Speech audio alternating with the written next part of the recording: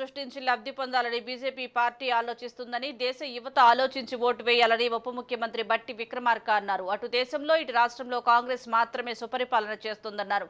గత పాలకులు అప్పులు కుప్పలు చేస్తే వాటిని సరిచేస్తూ పాలన చేస్తున్నామన్నారు.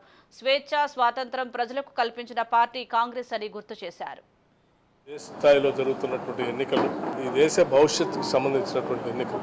ఈ రాష్ట్రంలో జరిగిన రాష్ట్ర శాసనసభ సాధారణ ఎన్నికలప్పుడు కూడా స్పష్టంగా కొట్లాడి తెచ్చుకున్న తెలంగాణ రాష్ట్రంలో ఉన్న ఆర్థిక వ్యవస్థని, వనరుల్ని అల్లకల్లోలం చేసి తెచ్చుకున్న రాష్ట్ర ఫలితాలని ప్రజలకు అందకుండా చేసినటువంటి దుర్మార్గ ప్రభుత్వాన్ని దూరంగా పెట్టి రాష్ట్ర ప్రజానీకం తీర్పు ఇవ్వబట్టే ఈరోజు ప్రజలు రాష్ట్ర వ్యాప్తంగా సంతోషంగా, స్వతంత్రంగా భావ వ్యక్తీకరణ చేయటానికి ఎటువంటి భయం లేకుండా బతికేటువంటి పరిస్థితుల్ని ఈనాడు కాంగ్రెస్ పార్టీ అందించింది.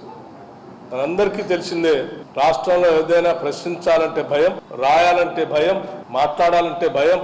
అటువంటి భయంగా బతికినటువంటి రాష్ట్రానికి స్వేచ్ఛని, స్వాతంత్రాన్ని ఇచ్చి రాష్ట్ర ఆర్థిక పరిస్థితులను కూడా ఘాట్లో పెట్టి ప్రతి పైసా ప్రజలకే చెందేటట్టుగా ప్రణాళికలు తయారు చేసి ముందుకు పోగొట్టే ఈరోజు మనం అనేక రకాలైనటువంటి ఆర్థిక ఇబ్బందులు ఉన్నప్పటికీ కూడా రైతులకి రైతు బంధు ఇచ్చుకోగలుగుతున్నాం, రైతు బీమా ప్రభుత్వ తరఫున కట్టగలిగాం, ఇచ్చిన గ్యారంటీలన్నింటినీ అమలు చేస్తూ ఆ గ్యారంటీలకు అయ్యేటువంటి ఖర్చును కూడా ఆయా శాఖలకి ప్రభుత్వం కట్టగలుగుతాం.